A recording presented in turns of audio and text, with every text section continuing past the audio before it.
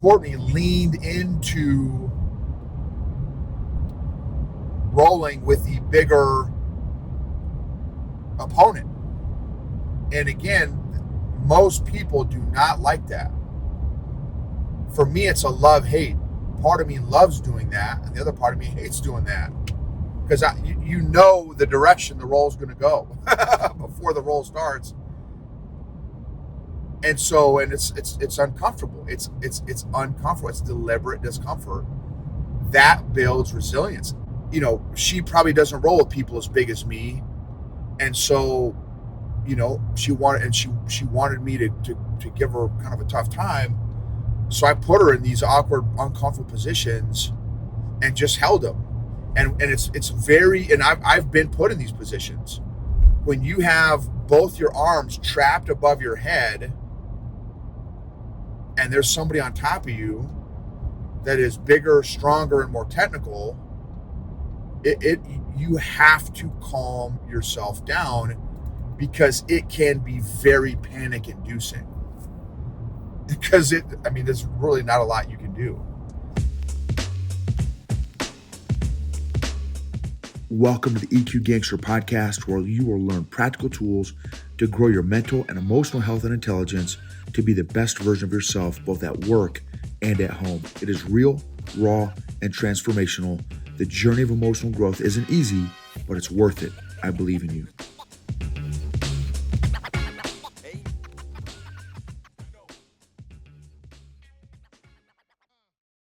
EQ Gangsters. This episode is going to be about morning and evening routines and also doing things that can create momentum for you. And my experience with returning back to jiu-jitsu after a couple weeks of being off just due to schedules and timing and stuff. So I am thankful for water.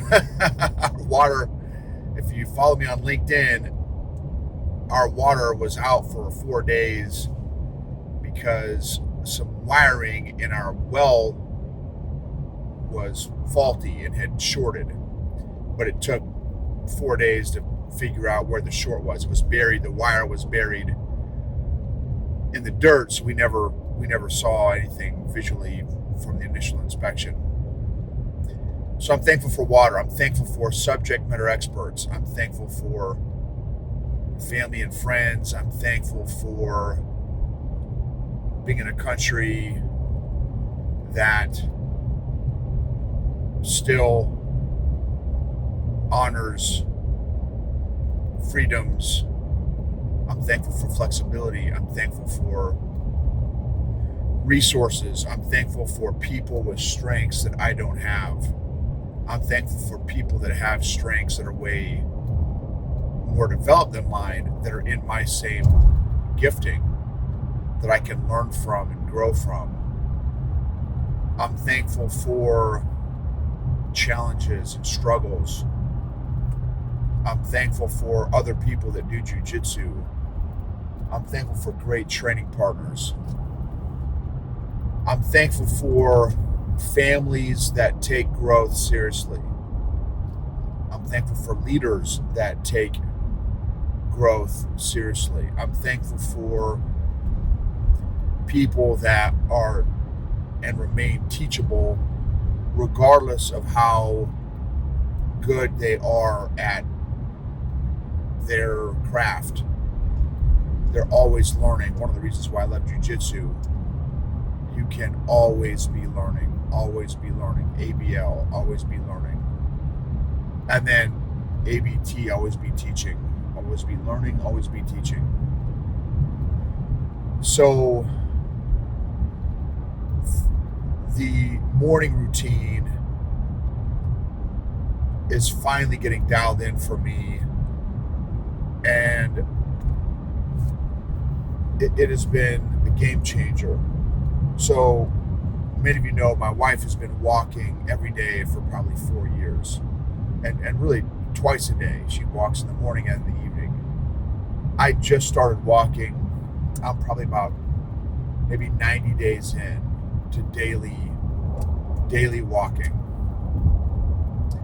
And I get up at 5:30, depends on the day on when my first meeting is. And I like to hit the road like between 5:30 and 6. Get a 45 minutes to an hour walk in, jump in the cold plunge, do a short workout, come back. If it's a weekend, I do chores with my daughter, and in this case, her cousin. We do a devotional Bible study.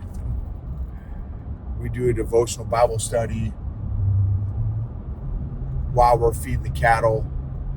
We'll stop in front of the cattle and do a little Bible study, devotional prayer time, and then we'll knock out the rest of the chores. So, and then reading is in there somewhere. I don't have that scheduled yet, but it's one of my daily kind of to-dos. The consistency of,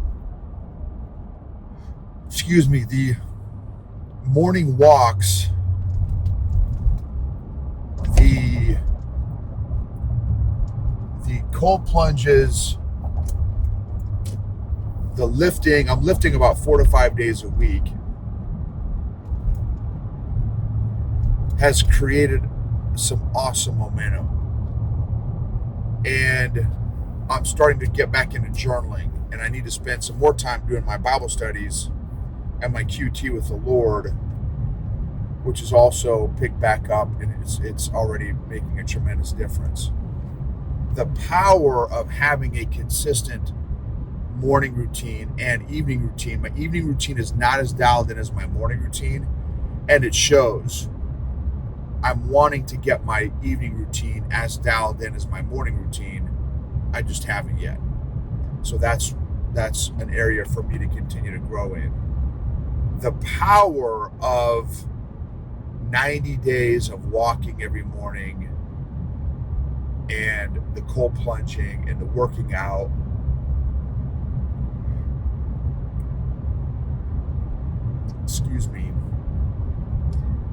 The momentum that's created has been tremendous, and it bleeds over into every other area of my life. It's increased my confidence. I'm feeling better. The clothes is fitting better on me.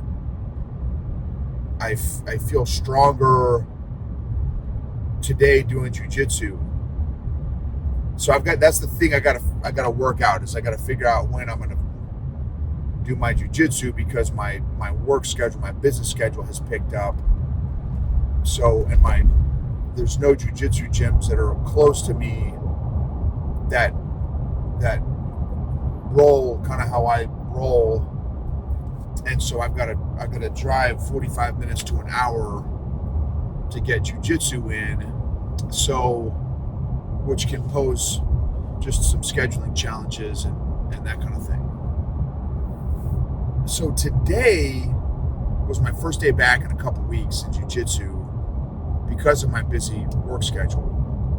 And where we live, I've been to many, if not most of the gyms within an hour and a half radius of us.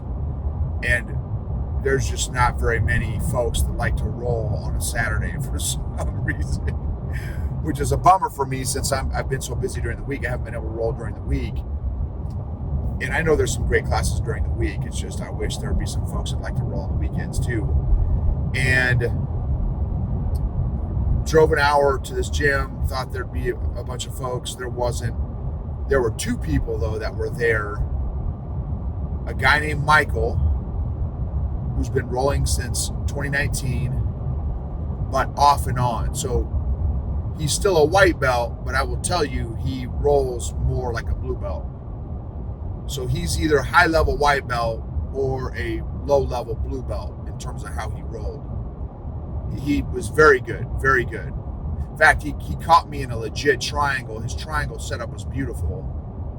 And again, I'm very confident in my defense with most people, regardless of belt level.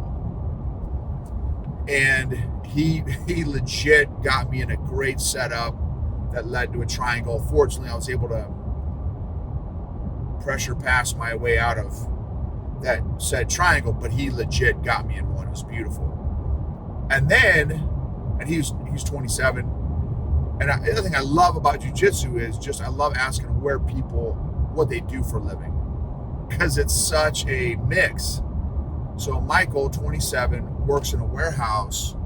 Courtney, young black lady, jacked, muscles. I could just tell she was about business. So I was like, okay, I'm going to just go in with my defensive A game because she does not look like she plays around a lot.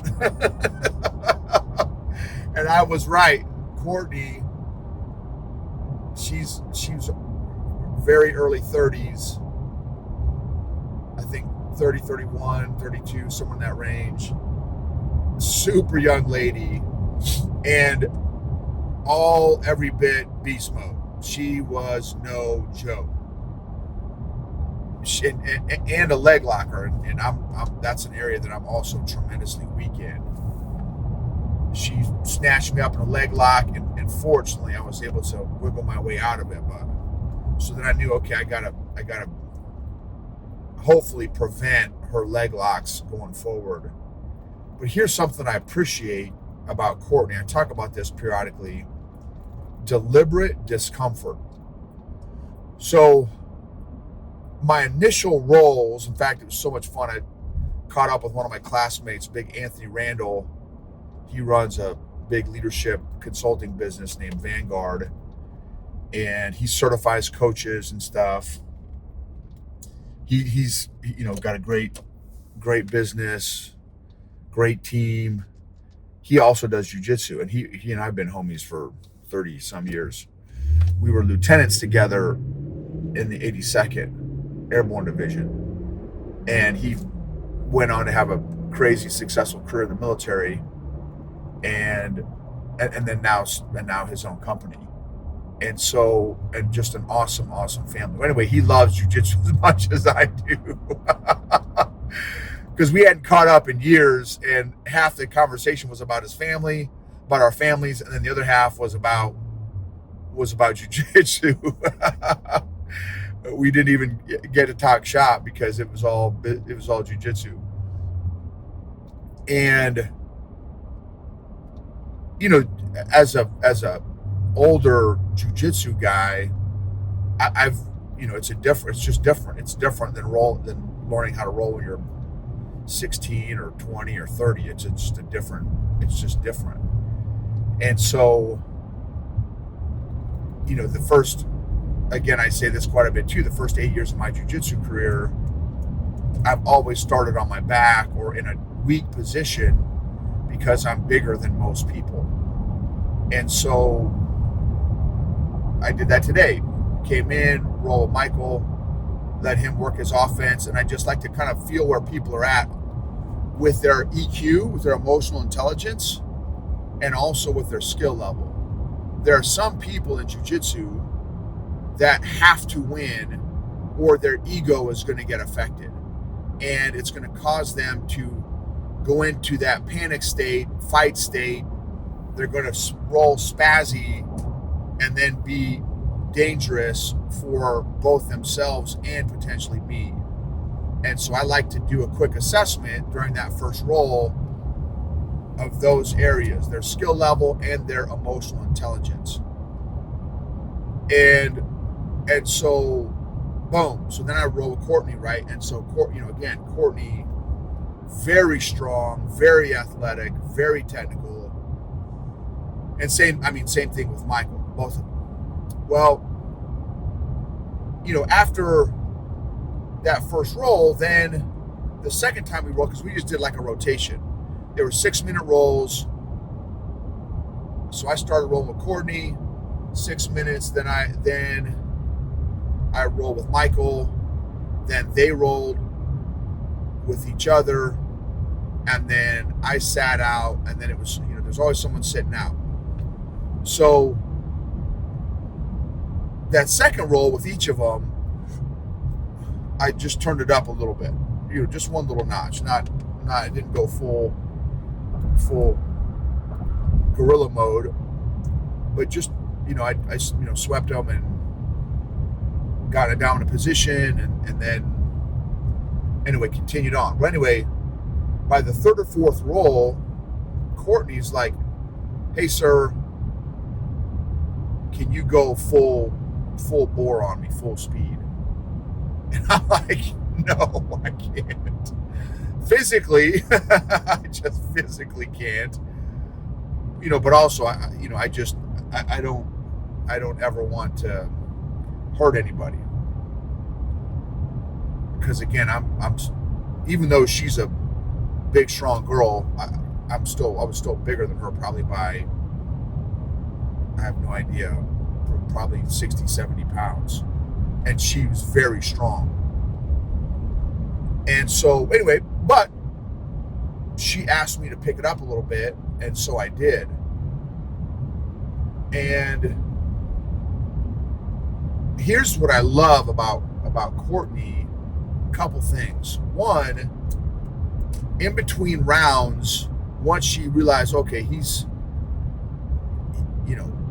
got more than he's kind of showing us, and he's defending all my attacks, in between rounds, she would come up and ask me questions like, "Hey, sir, why am I not, what am I doing to not get the rear naked choke that I'm trying to get on you? What am I missing?" And then, okay, well, then how do I, she's asking questions.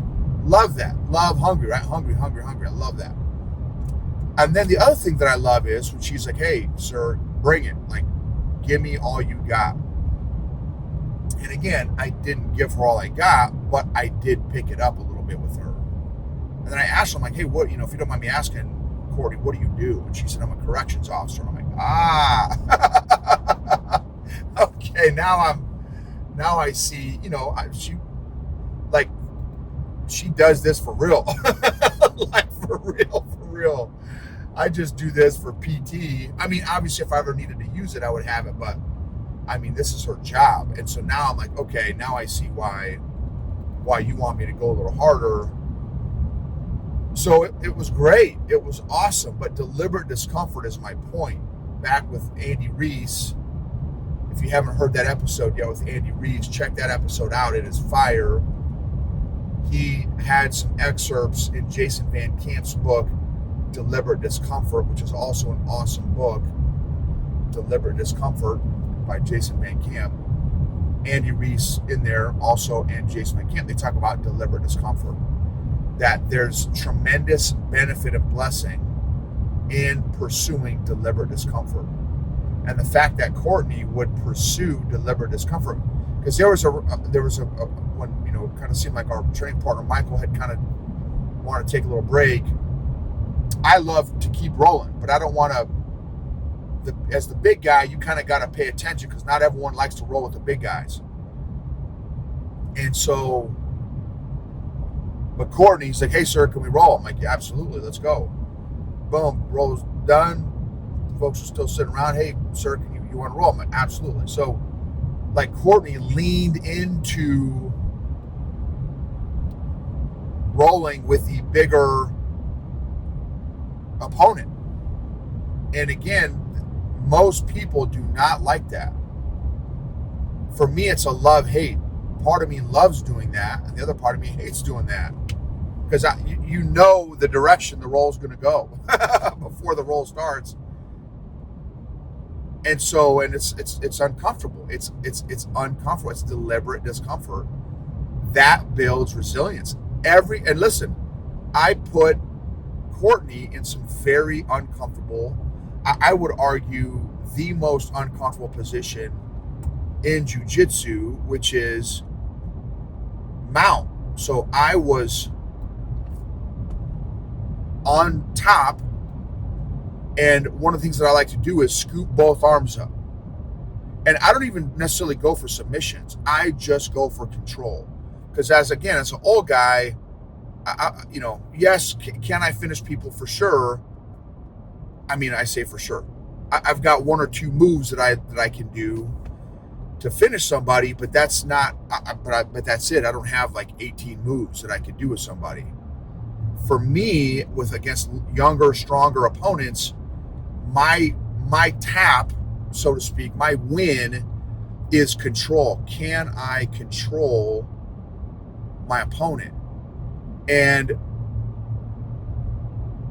she probably doesn't roll with people as big as me, and so she wanted me to give her kind of a tough time, so I put her in these awkward, uncomfortable positions and just held them.